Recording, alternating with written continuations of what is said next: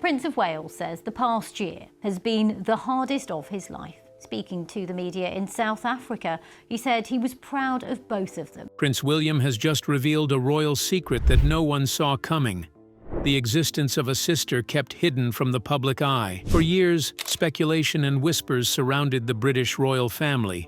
Now, William is breaking his silence and explaining why she was always a secret. Was it a matter of royal tradition, a shocking scandal, or something even more mysterious? As this revelation sends shockwaves through the monarchy, the world is left wondering, who is she? And why was she hidden? Stay tuned, because this changes everything. The royal family history. The British royal family has a history that stretches back over 1,000 years, tracing its origins to King Alfred the Great, who ruled the Kingdom of Wessex in the 9th century. Over the centuries, this lineage grew into a vast family tree, with each generation shaping the course of history. However, instead of delving into medieval times, we will focus on the modern royal family, known as the House of Windsor, which officially began in 1917. During World War I, the British monarchy faced a major challenge. Anti-monarchy sentiments were on the rise, and their German-sounding family name, Saxe-Coburg and Gotha, fueled public distrust. To protect the monarchy's reputation, King George V decided to change the royal family's name to Windsor, inspired by Windsor Castle. This marked the beginning of a new chapter in the royal family's history. King George V, the great-grandfather of the current monarch, King Charles III, was not originally expected to become king. He was Queen Victoria's 20th grandson and was only third in line to the throne. However, fate intervened when his elder brother, Prince Albert Victor, died unexpectedly in 1892. With his brother gone, George became the direct heir and eventually ascended the throne in 1910. During his reign, King George V played a crucial role in stabilizing the monarchy amidst global turmoil. He ruled through World War I, navigated the Irish uprising, and was the first British king to visit India in 1911. He remained King and Emperor of India until his death in 1936. George V was married to Queen Mary, who had originally been engaged to his late brother, Prince Albert Victor.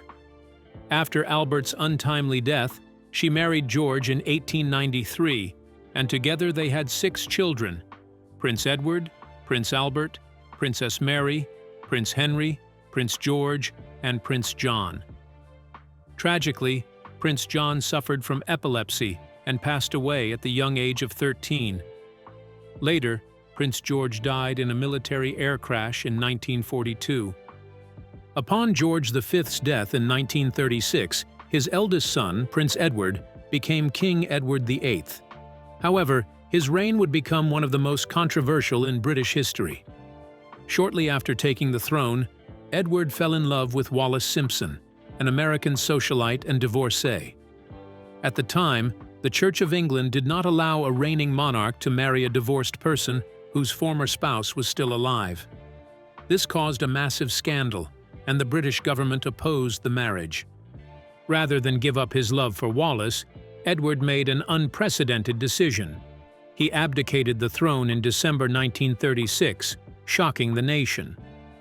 In a historic radio broadcast, he announced that he could not carry out his duties as king while remaining with Wallis. A few hours ago, I discharged my last duty as king and emperor. His abdication made him the shortest reigning British monarch, as he ruled for just 1 year. With Edward stepping down, his younger brother Prince Albert took the throne as King George VI. He married Lady Elizabeth Bowes-Lyon, and together they had 2 daughters, Princess Margaret and the future Queen Elizabeth II. George VI ruled during a critical period in history, overseeing Britain during World War II. His reign also marked the beginning of the end for the British Empire, as many colonies pushed for independence. In response, the British Commonwealth was formed, and George VI became its first head. However, his health declined due to years of heavy smoking, and he passed away in 1952 at the age of 56. His eldest daughter, Elizabeth, became Queen Elizabeth II, Even before taking the throne, she had been engaged to Prince Philip of Greece and Denmark, whom she had known since she was 13. They married in 1947 and had 4 children: Charles, Anne, Andrew, and Edward. Elizabeth II would go on to become the longest reigning monarch in British history. From 1952 until her passing in 2022, she ruled for an astonishing 70 years, guiding Britain through wars, political changes, and social transformation. Her reign left a lasting legacy that no British monarch before her had achieved. Now, with King Charles III on the throne, will he continue to carry forward the royal lineage? Let's take a closer look. Charles and Diana's journey. In 2022, Charles finally became king, following the passing of his mother, Queen Elizabeth II. His path to the throne was anything but simple. His life was filled with controversies, hidden truths, and scandals that kept the public fascinated for decades. Born in 1948, Charles was the eldest son of Queen Elizabeth II and the first British heir to earn a university degree. Unlike his mother, who was privately tutored, Charles attended elite schools and later graduated from the University of Cambridge in 1970. His academic journey didn't stop there. His Bachelor of Arts degree was later upgraded to a Master of Arts. After his studies, he served in both the Royal Air Force and the Royal Navy, fulfilling his duties as a future king. However, despite his prestigious education and military service, Charles's personal life became one of the most talked about aspects of his story. His most infamous scandal was his love life, which captivated and shocked the world. Charles's romantic journey took an unexpected turn when he met Diana Frances Spencer, born in 1961. Diana came from a noble family. Her father, John Spencer, and mother Frances had lived on the Sandringham estate, which was leased from the Queen. Diana had a special bond with Queen Elizabeth II, affectionately calling her Aunt Lilibet. She had a love for animals, even keeping a guinea pig named Peanuts as a child. However, Diana's childhood was not as idyllic as it seemed. In 1967, her parents' marriage began falling apart, and rumors swirled that her mother had run off with a married businessman. Shortly after, Frances was served divorce papers, leaving Diana to navigate a turbulent family life at a young age. Diana was just 16 when she first met Charles. At the time, their relationship was purely friendly. In an interesting twist, Charles initially dated Diana's older sister, Sarah Spencer, before realizing that it was Diana who truly caught his attention. Their relationship developed gradually, through formal dinners, elegant dances, and stolen moments together. In November 1978, Charles invited Diana to a grand dance at Buckingham Palace, marking the start of their growing bond. However, their courtship wasn't without pauses. After a brief period of separation, Charles and Diana reconnected during a countryside weekend gathering. This time, Charles found himself truly drawn to her warmth and charm. As their relationship deepened, Charles introduced Diana to his family. She was invited to Balmoral Castle, the royal family's private retreat in Scotland, where she was warmly received. However, this newfound attention came with immense pressure. The media frenzy surrounding Diana was unlike anything seen before. Seeing the intense scrutiny, Prince Philip, Charles's father, intervened. He urged Charles to either commit to Diana or end the relationship before her reputation became too entangled with the royal family. Feeling the weight of expectations, Charles proposed to Diana on February 6, 1981, at Windsor Castle.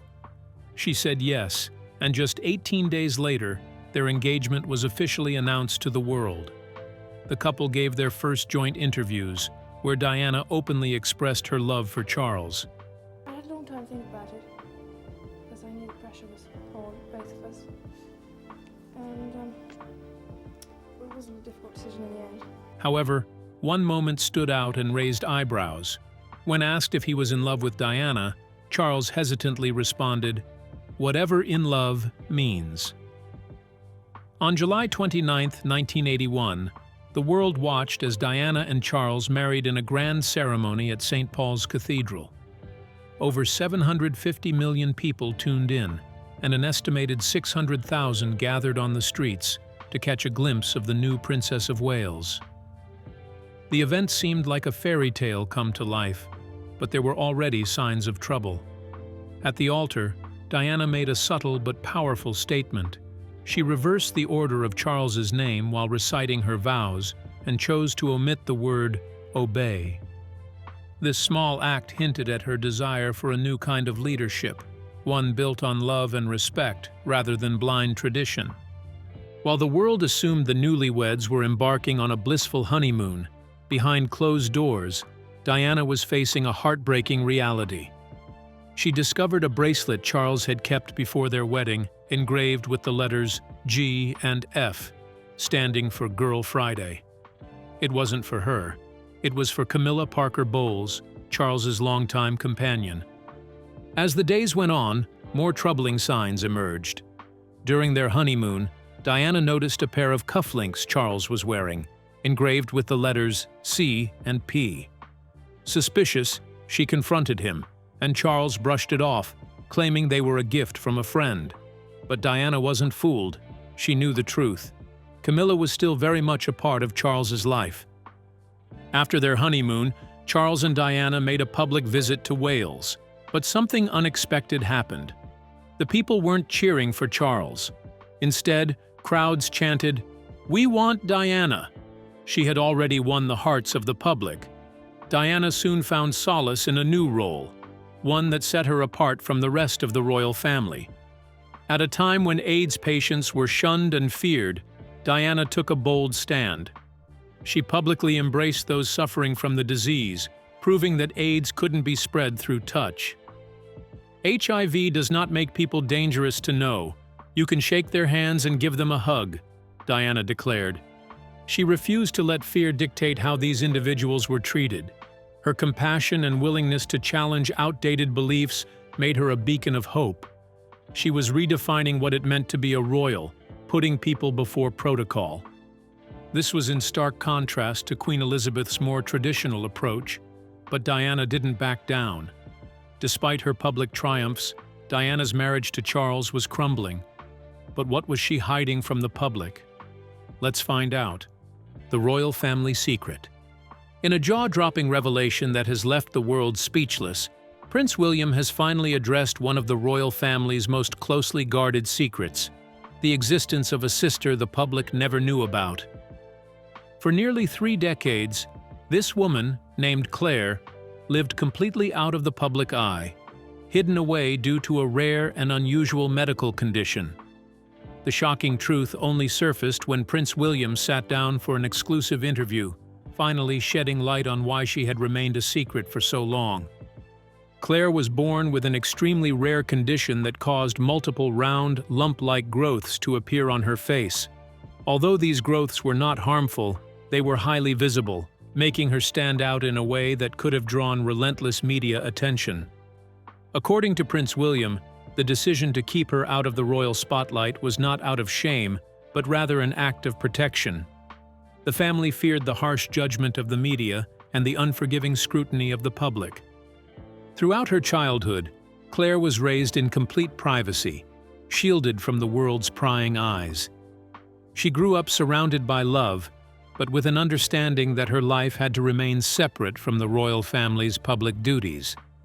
It was only in recent years that she found the confidence to step forward, no longer wanting to remain a mystery. In the interview, Prince William emphasized that the family had never abandoned Claire.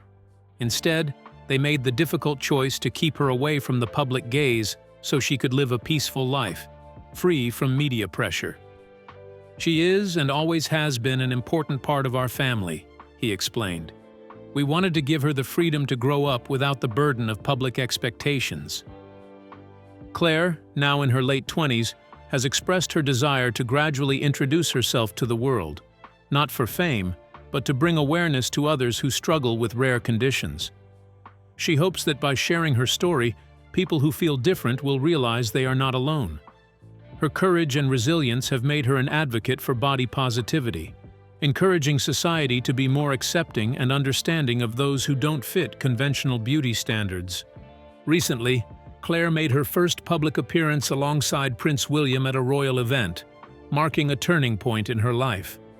The media was quick to react, with many praising her bravery, while others criticized the royal family for keeping her hidden all these years. Her story has sparked a heated debate about privacy versus public duty.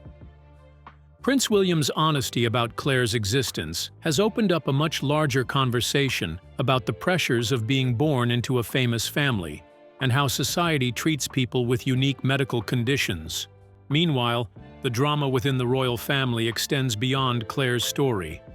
In a heartbreaking chapter of Princess Diana's life, her world shattered when Prince Charles publicly admitted to having an affair.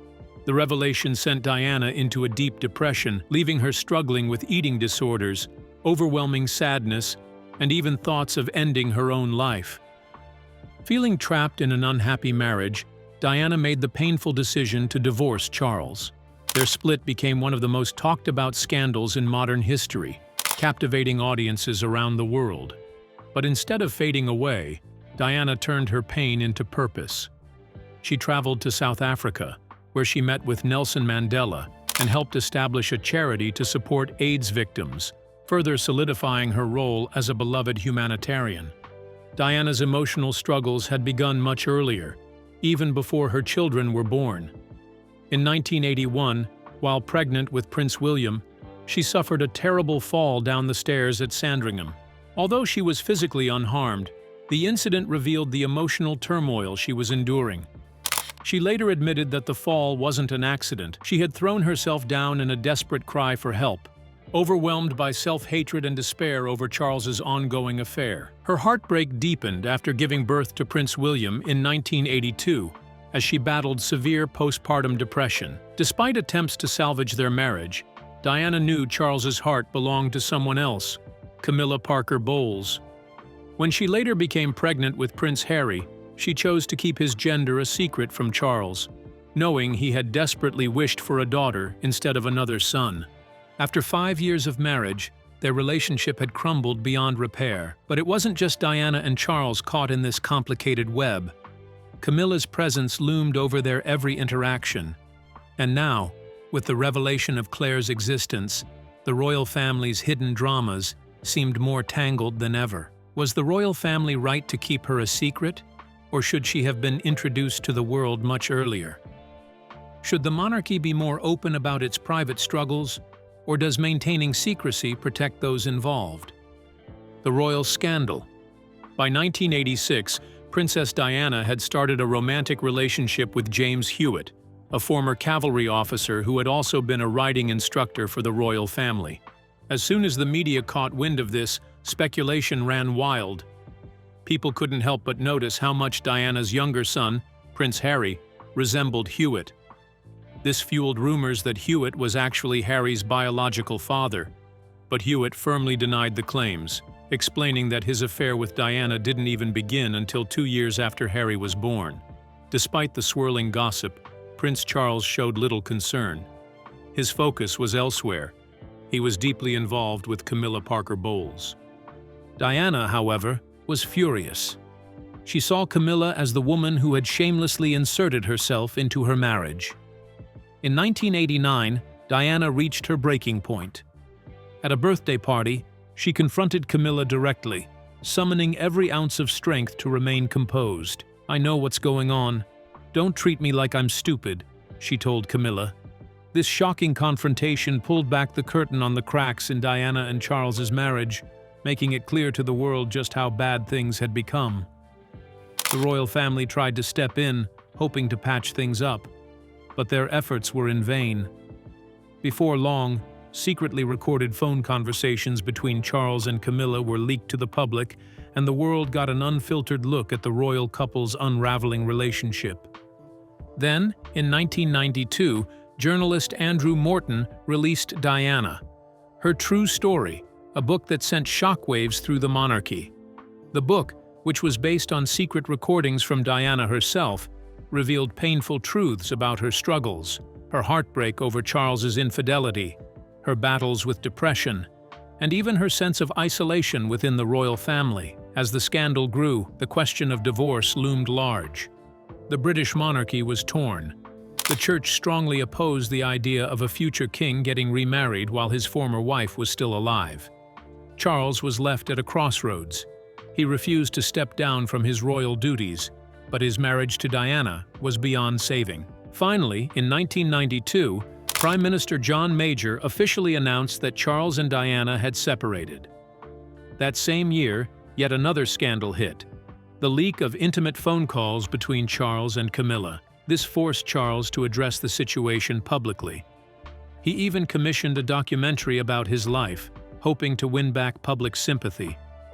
In the film, he tried to justify his relationship with Camilla, portraying her as a trusted friend who had been there for him in difficult times. When asked if he had ever been unfaithful to Diana, Charles hesitated before answering, "Yes," until it became irretrievably broken down, both of us having tried.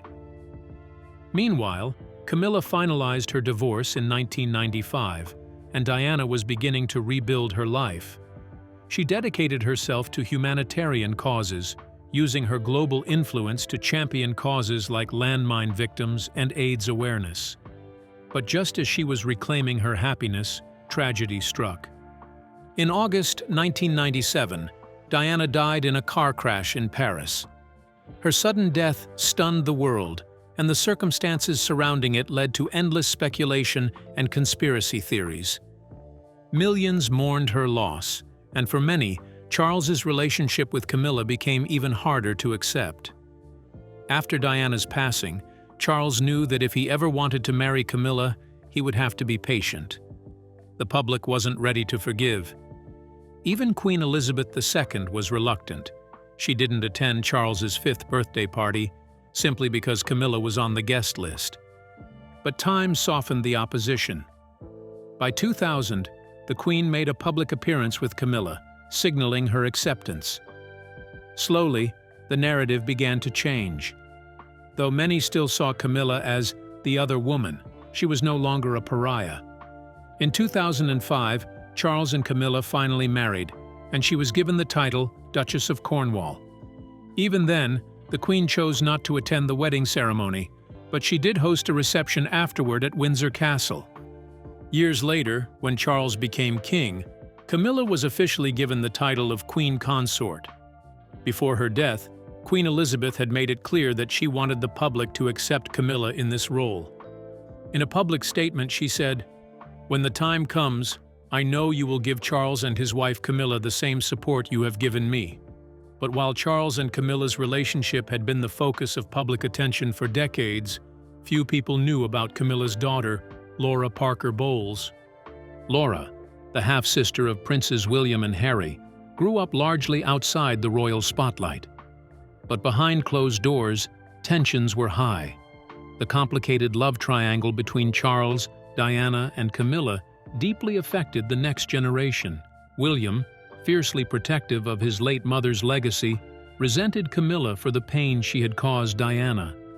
This led to frequent clashes between him and Laura. In heated moments, Laura would fire back, saying, "Your father ruined my life." The two eventually made peace as they got older, but the emotional scars of their parents' past lingered. Unlike her brother, Tom Parker Bowles, who embraced the public eye as a food critic and TV personality, Laura deliberately avoided the limelight. She pursued a quiet career in the arts, married Harry Lopes, a former model-turned-accountant, in 2006, and lived a private life, far from the chaos of the monarchy. Fast forward to the next generation, and the cycle of conflict continued. In 2011, Prince William married Catherine Middleton, a commoner whose grace and charm won over the British public. Their wedding was a grand event, watched by over 300 million people worldwide. Kate, now Princess of Wales, became one of the most beloved members of the royal family. When Prince Harry married Meghan in 2018, the world watched in fascination. But tensions soon arose, both within the royal family and with the British press. Meghan and Kate reportedly clashed over wedding details, particularly Princess Charlotte's dress. The rift deepened as Meghan struggled to fit into the rigid traditions of the monarchy. What do you think about Prince William's sister's shocking revelation? Let us know your opinion in the comments section. Don't forget to like and subscribe.